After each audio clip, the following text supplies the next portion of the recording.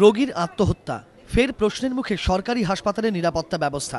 এদিন national medical college হাসপাতালে রোগীর আত্মহত্যাকে ঘিরে ব্যাপক উত্তেজনা ছড়ায়।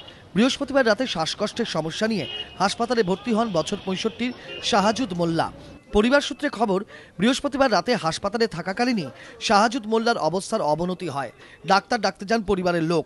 সেই সময়ই দোতলার ওয়ার্ডের জানলার ওপরের খোলা অংশ থেকে ঝাঁপ দেন শাহাজুদ। ঘটনাস্থলেই মৃত্যু হয় তার। হাসপাতাল কর্তৃপক্ষের বিরুদ্ধে গাফিলতির অভিযোগ তুলেছে মৃতের পরিবার।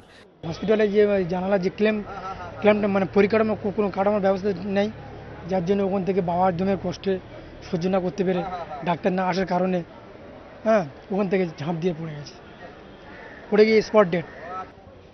এ বিষয়ে মুখ খুলতে চায়নি হাসপাতাল কর্তৃপক্ষ। যদিও এই ঘটনায় ফের প্রশ্ন উঠেছে সরকারি হাসপাতালের নিরাপত্তা নিয়ে। অরিত্রিক ভট্টাচার্য, এবিপি আনন্দ, কলকাতা।